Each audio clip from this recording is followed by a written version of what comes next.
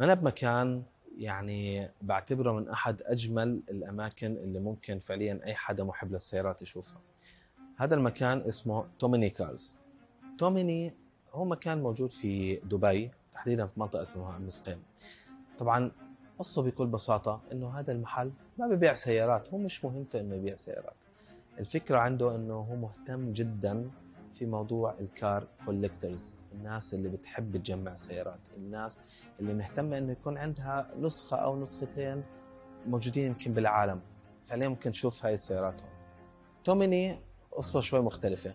توميني حتى على فكرة عنده ورا هون باب، هذا الباب فعليا واحدة من الخدمات اللي بقدمها هو فعليا تخزين السيارات بمكان محمي ضد الغبرة، ضد الرطوبة، ضد أشياء كثيرة تخلي سيارتك تحافظ على قيمتها قدر الإمكان. ما بدي أقول لكم أهم السيارات لأن كل السيارات مهمة هون، أحكي عن السيارات اللي أنا شايفها بالنسبة إلي أنا كتفضيلي الشخصي مهمة.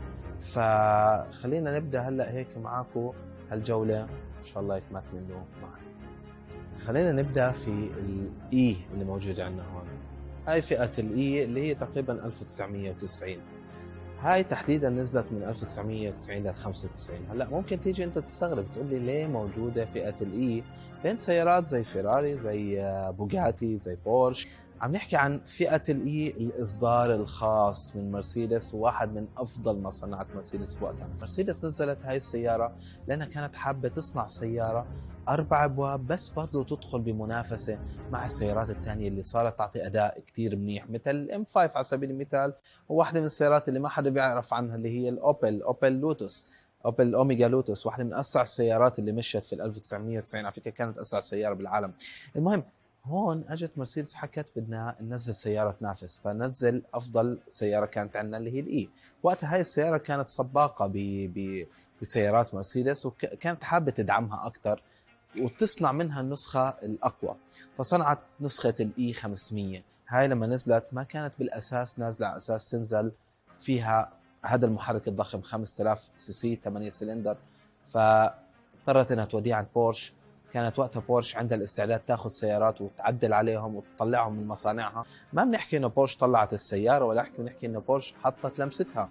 وبورش مش قليلة وما عندها المشكلة انها تصنع لك احسن سيارة، وفعليا لمستها خلت هاي السيارة خارقة. هلا اقول لك يعني احنا عم نحكي عن سيارة من 34 سنة، عمرها 34 سنة، عم تعمل من 0 ل 100 5 ثواني ونص، عم تطلع للسرعة قريبة لل 280 كيلومتر مقفلة إلكترونيا، يعني ممكن تزيد. عم نحكي عن 320 حصان تقريبا، وهذا رقم كتير كبير بوقتها. السيارة امتلكت شكل ما بيقدم، بسموه تايمليس ديزاين، ما بيقدم ابدا لليوم. بعد 34 سنه انا مستعد اشتريها وامشي فيها بالشارع بكل فخر. داخليه داخليه يا اخوان، داخليه. شوف، اسمع الصوت. هذا الصوت بطلنا نسمعه. عم نحكي عن داخليه، يعني لليوم شموا ريحه هاي. هذا العطر اللي ما بيقدم من مرسيدس، وكثير غريب، كثير غريب انك تشمه لسه بعد 34 سنه تقدر تشم ريحه الالماني بهالسيارة. طبعا السياره يطول عنها الكلام صراحة، يطول، يعني ممكن أحكي لكم كثير عنها شغلات، ولكن السيارة هاي تقريبا إذا حاب تشتريها سعرها ممكن يوصل ل 150 ألف دولار عادي. في طبعا حتيجي تقول لي في نسخة ب 10 و20 ألف، مزبوط، ولكن بنحكي عن سيارات ماشيين بحالة. هاي السيارة كوبي وكالة، طلع عليها وكالة. في عندنا هون الاس ال. هاي الاس ال هي اس ال 1980 تقريبا. عندنا النسختين الموجودات هون، واحدة نسخة الرودستر وواحدة النسخة العادية. صراحة الاس ال مش كثير، انا مش شخصيا مش كثير متيم فيهم، ولكن عندنا هون نسخة الاس ال 500. السيارة هاي أنا لليوم بعتبرها من أجمل ما صنعت مرسيدس. كمان شوفوا النسخ اللي نزلت بفترة التسعينات أنا بعتبرهم لليوم هم الأفضل. عم نحكي عن سيارة لين صنعت الاس ال أساسا. شوف الاس ال فعليا الزبون تبعها كان الحدا اللي يمتلك فلوس، حاب يرفع حاله بس مو حابب يركب الاس كلاس لأنه هو حاب سيارة رياضية، حاب سيارة هيك شبابية. فهاي الاس ال كانت الحل المثالي. عم نحكي عن سيارة تمتلك تصميم بيشبه الاي الكلاس اللي شفناه هناك، واحنا كنا نسميها فرخ الشبح باي ذا واي. هلا في نسخه ثانيه طبعا اللي هي اساسا فرخ الشبح، ولكن هاي الاس ال هي اللي كانت سياره رياضيه الشبابيه. هاي السياره امتلكت نفس المحرك اللي موجود هناك.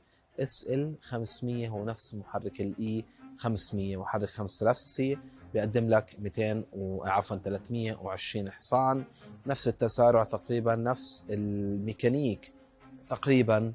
ولكن انا بالنسبه لي صراحه داخليه هاي السياره ابهرتني.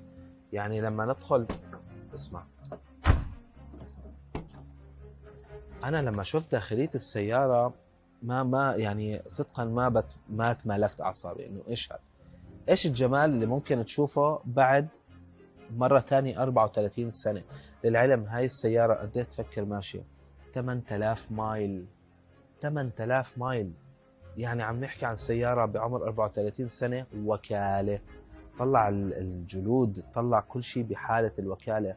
ريحه مرسيدس ما بقدر اتخطاها صدقا، ما بقدر اتخطى هاي الريحه. السياره ما شاء الله من اجمل، يعني تعرفوا انا مستعد اشتري هاي السياره واستغني عن سيارتي. انا امتلك كورفت، بستغني عنها وبشتري هاي.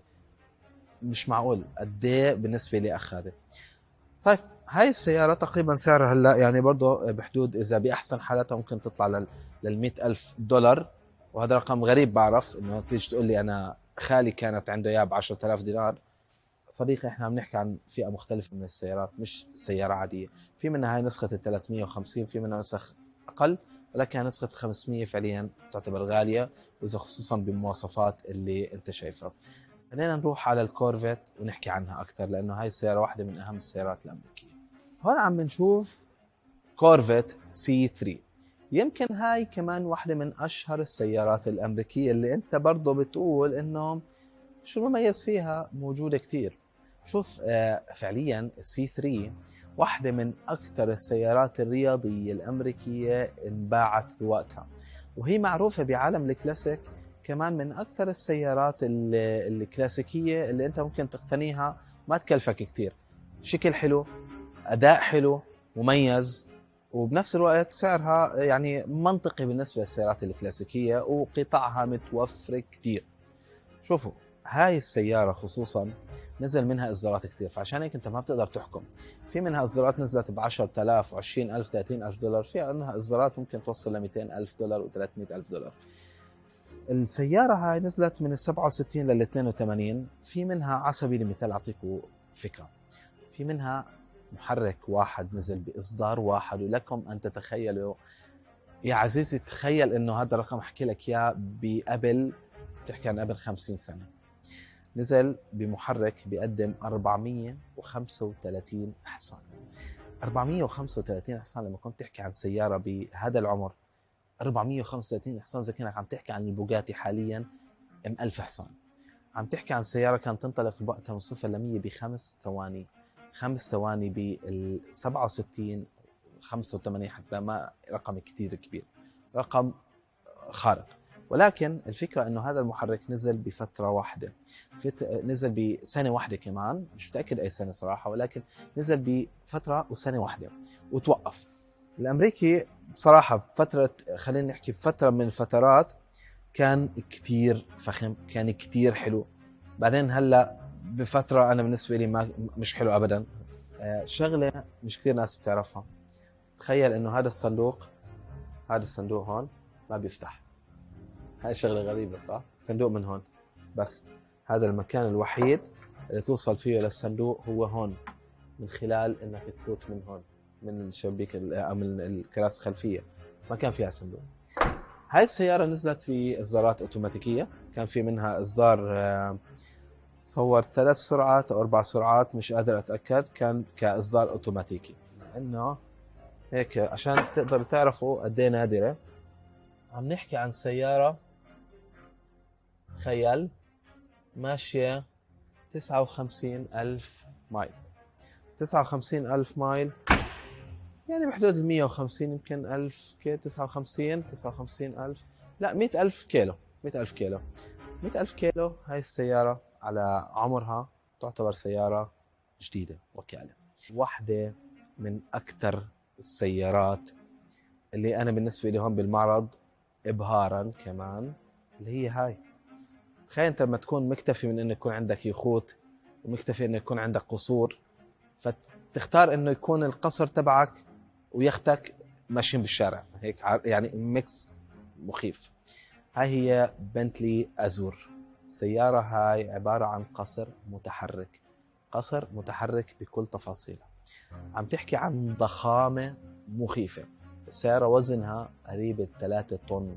3 طن على سيارة، هذا رقم كتير كبير. عشان تكونوا بالصورة، لاند روفر 3 طن، هاي السيارة هي 3 طن. طبعا 3 طن ليش؟ لأنه ما كان يهتموا أبدا بتخفيف الوزن. آخر همه يخفف وزن لإلك، آخر همه يوفر بنزين لإلك، آخر همه يعطيك أي إشي بلاستيك. الانتيرير اللي بهالسيارة ما بتشوف منه أبدا، حتى بالبنتلي الجديد صراحة صاعق. طبعا في أسباب كثير للعلم بهذا الموضوع، هو مش فتوى، هو عبارة عن إنه في كثير أمور تبدلت، مثل الخشب الطبيعي اللي كان يستخدم بالسيارات تحول لخشب صناعي أو بلاستيك. لأنه زمان كانوا فعلا يحطوا جلد طبيعي، هلا ما في جلد طبيعي. هاي السيارة يا صديقي تحتوي على محرك تقريبا 6000 سي سي، عم بيطلعها من 0 ل 100 بحدود ال7 ثواني. في منها نسخة بتوصل ل5 ثواني ونص. على اليخت هاد، على القارب هاد، إشي مرعب. طبعا عم نحكي عن كل أنواع الرفاهية اللي ممكن تتخيلها بالسيارة زي هيك. هاي السيارة تقريبا موديلات 2009. الشغلة الوحيدة اللي بنتقدها بهالسيارة صدقا إنهم تعبوا بكل شيء إلا الستيرنج. لما وصلوا عند الستيرنج تكسلوا، ما بعرف شو صار. ولكن هاي هي بنتلي أزور 450 حصان حقيقي في هالسيارة. طيب أنا حأترككم أنتوا تقولوا لي أكتر، إذا في إشي حابين تحكوا أكتر عن المعلومات اللي حكيناها. يعطيكم العافية، نشوفكم في حلقات تانية، نستنى تعليقاتكم. إلى اللقاء.